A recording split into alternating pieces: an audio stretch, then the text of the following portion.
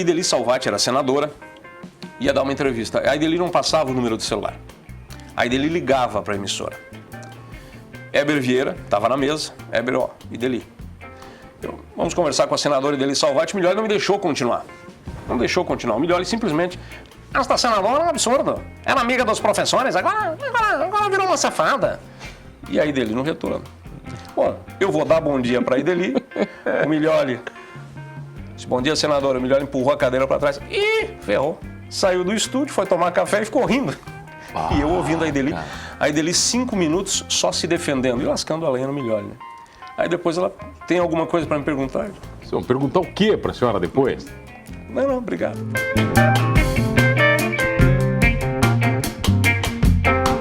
Oferecimento Giasse Construtora. Para você o nosso melhor. Giasse Supermercados. Pequenos preços. Grandes amigos. E Unesc. Formação e inovação para transformar o mundo.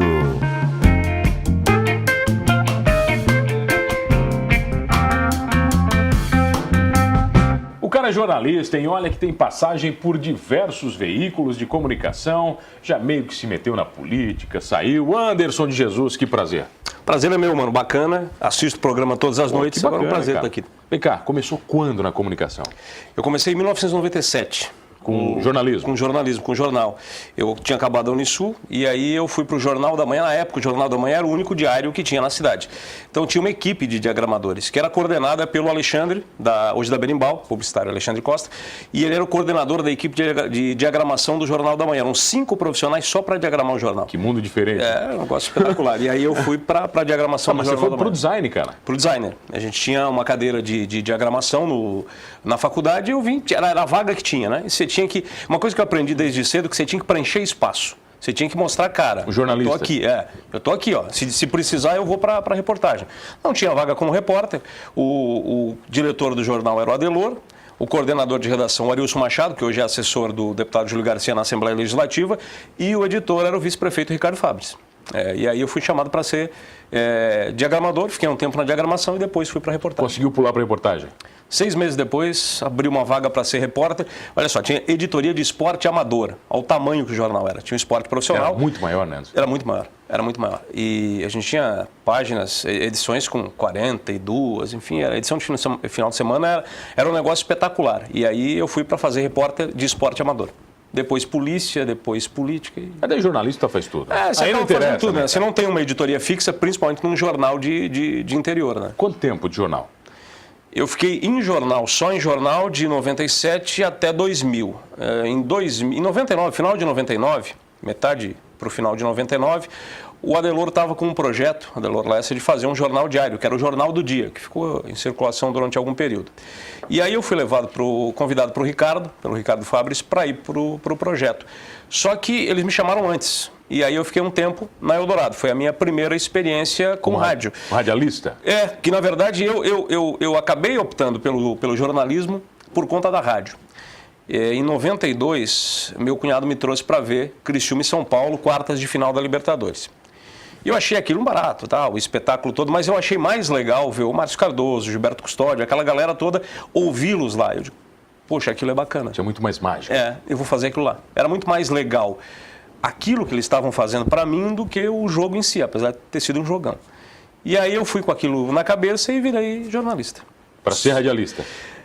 Cara, eu diria que sim, mas na faculdade, na Unisul, aconteceu um negócio muito maluco. O professor da cadeira de rádio, que anos depois foi preso pela Polícia Federal, porque tinha um diploma da Universidade Federal do Rio de Janeiro fraudado, ele não era jornalista, mas ele deu cadeira de rádio na Unisul. Olha. Cara, a cadeira de rádio foi um desastre. Se você cumpria, eu cumpri porque tinha que cumprir para pegar o diploma, mas eu achei um saco. E eu acabei indo para o... Te desmotivou?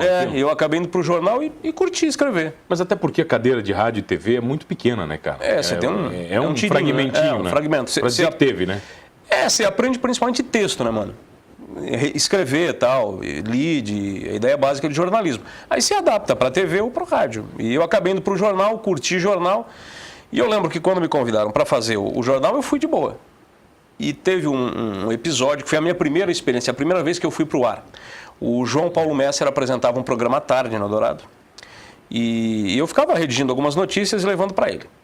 E um delegado da região, que eu não vou citar o nome porque continua na ativa, acabou sendo detido, teve um problema com corregedoria, enfim, e eu redigi o texto e levei para o João Paulo. O Ricardo Fabris foi atrás, entrou no estúdio e disse, tu vai fazer. Eu, não, rádio não. Mas por quê? Porque ele achava que eu tinha que fazer rádio. Porque ele achava que tinha potencial. Eu digo, tá bom, vai dar problema, senão se der problema, eu assumo, vai e faz. Eu fiz e acabei no outro dia começando a fazer, uma semana depois eu era o repórter do programa do Adelor, e aí depois eu acabei... Aí virou normal, você virou rotina. Perdeu o frio na barriga. Passou a ser algo rotineiro como era escrever para o jornal. Mas quando é que você criou a identidade que você tem hoje, de comunicador? Eu acho que foi na Ulha Negra. Em 2002, o empresário Henrique Salvaro comprou a Ulha Negra, que pertencia ao Alvinho Arnes, e reativou a equipe de jornalismo, equipe de esporte. Alguns dos profissionais que estão na cidade hoje, Tony Marcos, trabalhamos junto e tudo. E eu fui para ser repórter de um programa que o Paulo Otaran conduziria. Um programa de jornalismo pela manhã. Acontece que o Paulo Otaran, certo dia, se atrasou. E ficou rodando trilha. E eu achei aquilo muito chato, muito feio. E eu olhei para o operador e disse, não, eu vou fazer o programa. Dá para mim. Ele, não, eu vou fazer o programa. E eu fiz o programa. Comecei o programa. O Paulo Otaran chegou e disse, vou tomar uma chegada.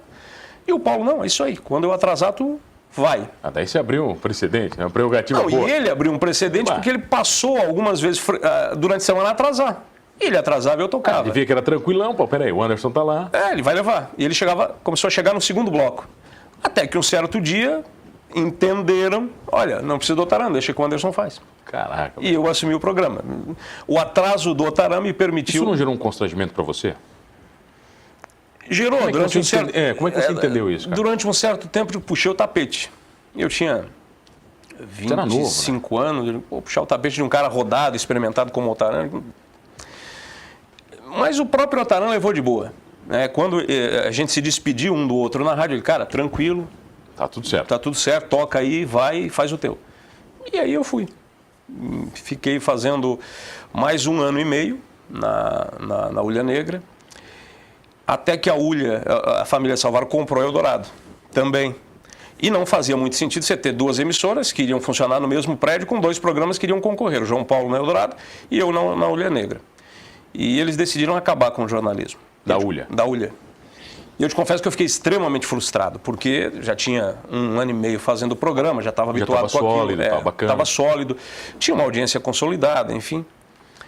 E nesse meio tempo eu recebi uma ligação ficou 1 mês o programa, eu tinha 1 mês de aviso para encerrar o programa, e eu recebi uma ligação do Ney Manique. Profissionalmente colocando ele no ar todo dia? Todo ele no ar todo dia. No aviso, não tem problema. Tem problema, fazer o programa como tinha que fazer. E o Ney Manique, olha, eu preciso Sabia que o Ney não vem aqui, né, cara? Eu convidei ele. O Ney me enrola, entendeu? O Ney fica me enrolando. Eu convidei ele e disse, olha, Ney, vamos junto. A gente ficou 6 anos fazendo um programa junto, vamos junto. E aí o Ney, eu tenho um compromisso, na próxima eu vou. Ele está me devendo, ele está devendo. Faz uns 5 anos que ele está me devendo. Está na toca. Uma visita, vai. Tá lá no Norte 6. E o Ney, olha, tem que ir em Araranguá almoçar com o Evaldo Estopassoli. Eu digo, tá, mas a troco. Ele disse, o Evaldo vai transformar o horário matinal na Transamérica e vai fazer jornalismo em FM. E ele quer que tu apresente o programa. Eu digo, tá. E eu fui a Araranguá, almoçamos Ney, eu, o Evaldo e o Flávio Roberto, e de lá eu já saí funcionário da Transamérica. Contratado. Eu digo, olha, só preciso ir na Ulha Negra, eu tenho que terminar o meu mês de aviso. Mas tudo certo deu, também? Tudo certo. E aí eles foram muito compreensivos, não, tranquilo, né? Saí. Mas você terminou o aviso? Terminei. Eu cumpri o programa, direitinho. Encerrei o programa. Se despediu no ar? Me despedi e tal. Chorou? Não. Cara. Não. A única. Eu te confesso uma coisa. Tem que chorar. A única vez que embargou a voz foi quando eu saí da Eldorado para voltar para o Jornal da Manhã para ser coordenador de redação. Eu estava fazendo um jogo de futebol amador. Eu acho que era o Saulo Machado narrando, Paulo Coutinho de comentarista e eu de repórter, lá no campo do Metropol. E aí eu me despedi.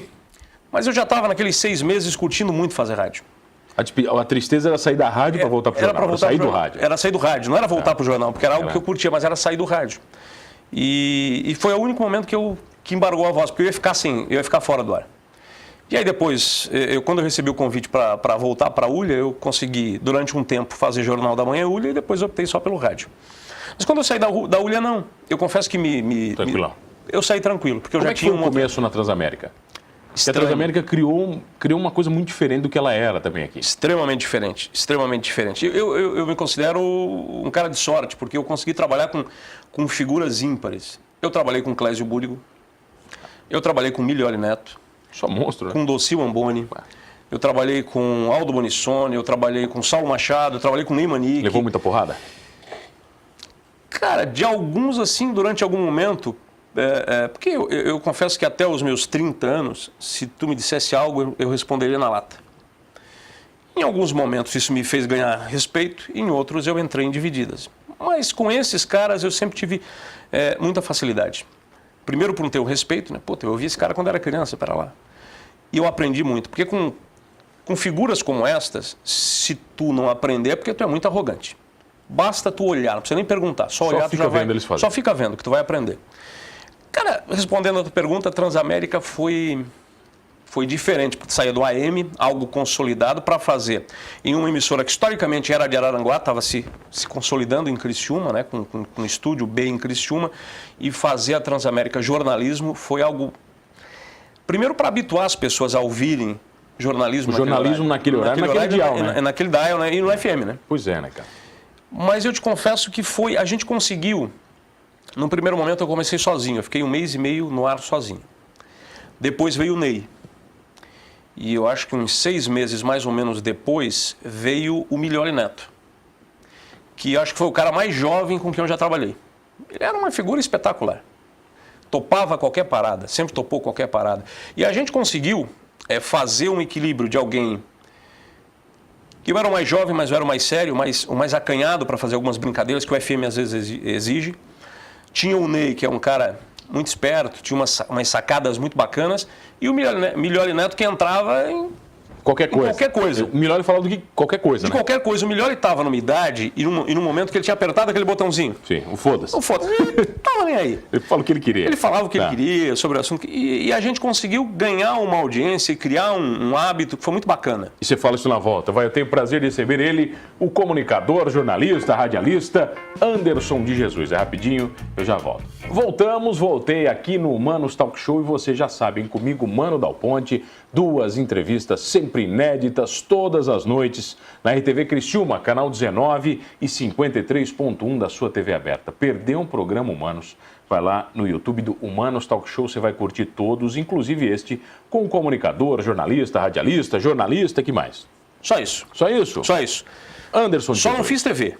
Não fez por quê? Cara, eu fiz TV... Falta de convite ou falta de vontade? Cara, tu sabe que todo mundo que vai pra faculdade de jornalismo, não, eu não quero fazer. É bobagem, quer ir pra TV. Todo mundo quer TV. Todo mundo quer TV.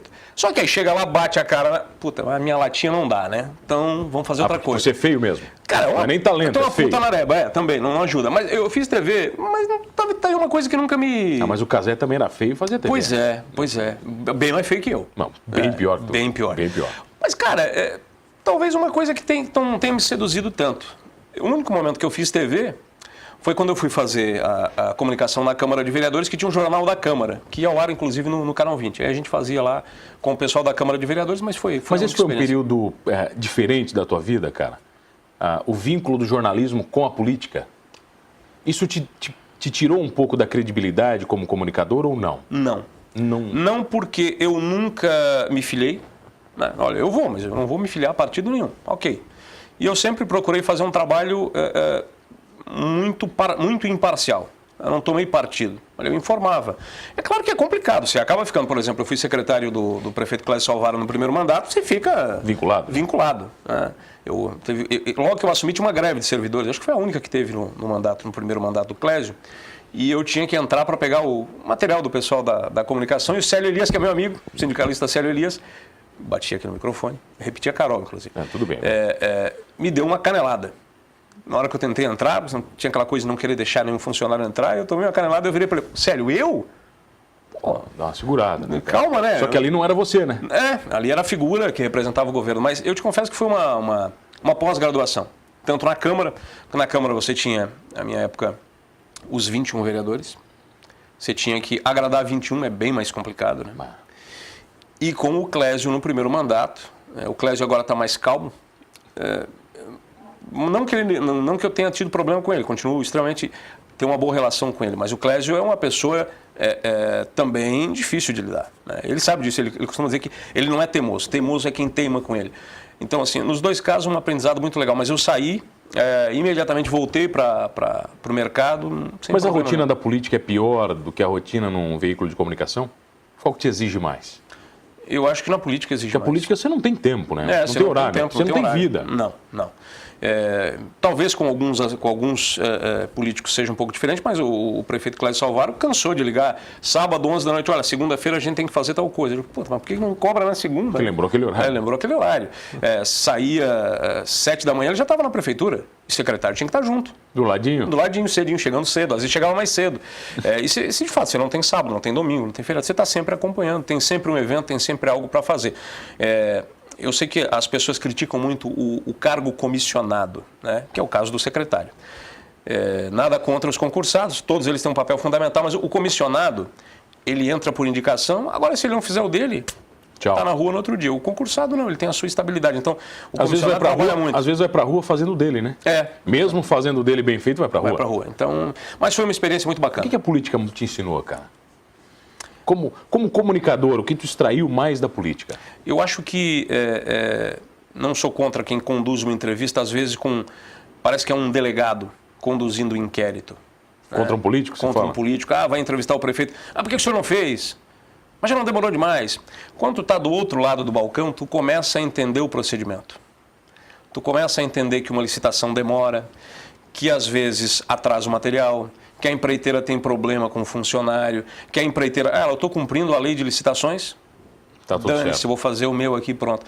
Então, você começa a ver que não é tão fácil assim, não é tão simples assim. Às vezes, de fato, falta dinheiro.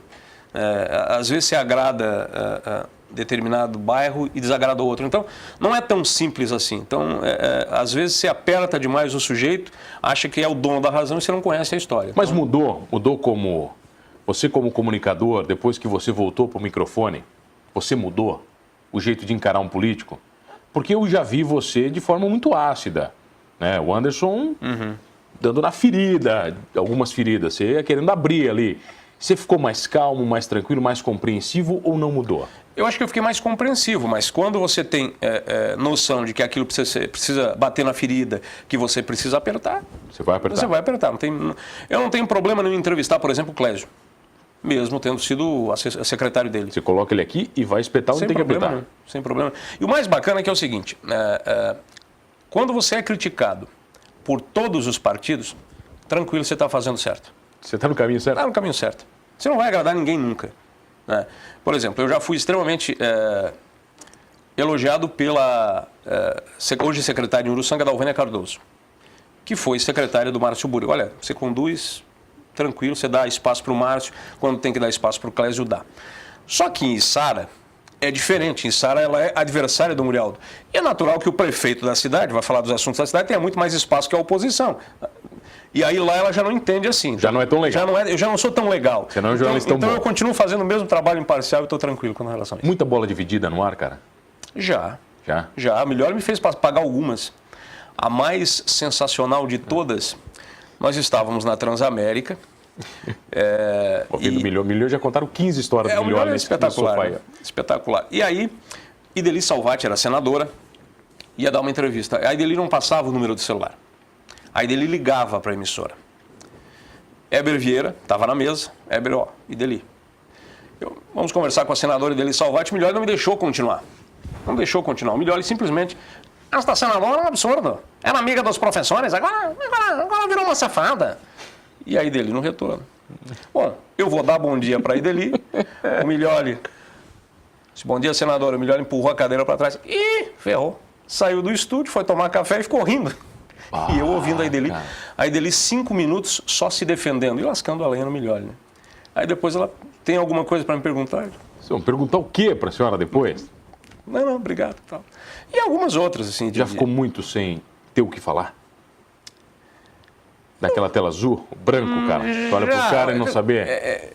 Hoje a internet facilita muito, né? Os mais velhos, que eu peguei uma geração que saiu do analógico, passou pelo digital e agora está nesse mundo maluco que é altamente digital. Eu peguei Mavica em jornal, né? Você enfiava um disquete na câmera para fazer 4 fotos. Né? E demorava, né? E demorava. Até esperar, né? Se o cara se mexesse, matava a foto, né? Hoje a internet facilita um bocado. Mas o fato do rádio, principalmente uma escola muito bacana para o rádio é fazer futebol. Porque você vai para o estádio, geralmente abre 1h30 antes da partida começar. Vai 1h30 depois, você não tem nada, absolutamente nada anotado. Você não leva rascunho, né? Você só pega lá a escalação e deu para a bola. E aí você vai puxando assunto. Isso te dá uma capacidade de improviso. Então é difícil ficar sem assunto no ar. Acontece, claro que acontece. Já aconteceu, por exemplo, eu estar entrevistando alguém e eu estar pensando em um outro assunto que eu ia puxar depois e o cara encerra a resposta. E tu... Porque você não está prestando atenção no cara, né? E está puxando outra coisa. Cara, você olha para o sujeito e aí você começa a enrolar, né? Talvez o ouvinte até não perceba, talvez o próprio entrevistado até não perceba, mas você fica puto, porque sabe que fez uma bobagem. Hoje você está onde? Hoje eu estou na Massa FM, né? Nova Massa FM? Nova Massa FM. Carol esteve aqui, contando a história. Eu assisti. Fazendo um jornalismo de novo em FM, das 6 da manhã às 7h50. O que mudou da difusora para a Massa? Bom, primeiro mudou uma qualidade de som espetacular, né? Liberdade, por exemplo? Ou não? Eu continuo com a mesma liberdade para fazer o meu programa, tranquilo. Sempre tive muita liberdade na difusora, na Massa não é diferente. Para mim, o que mudou? Eu tinha um programa das 7 às 10 da manhã.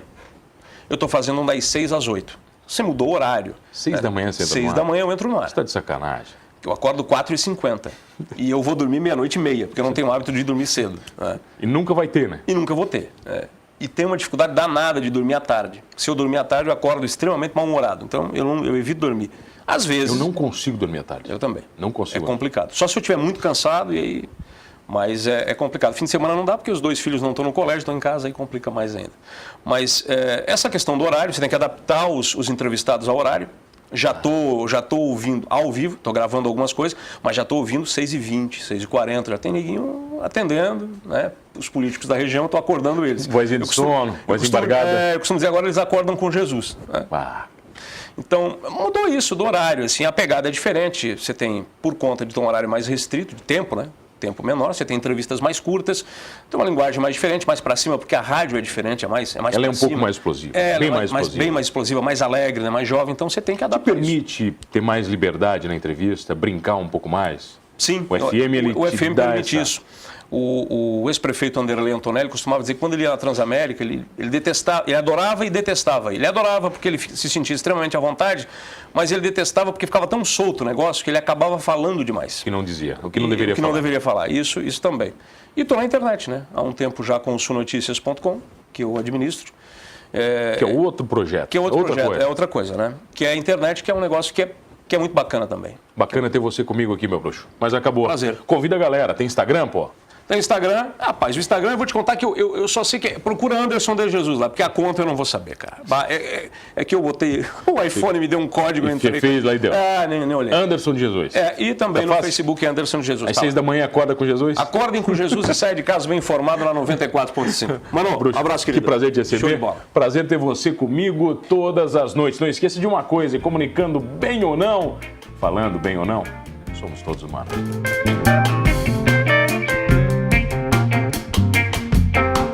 Oferecimento Giasse Construtora. Para você o nosso melhor. Giasse Supermercados. Pequenos preços. Grandes amigos. E Unesc. Formação e inovação para transformar o mundo.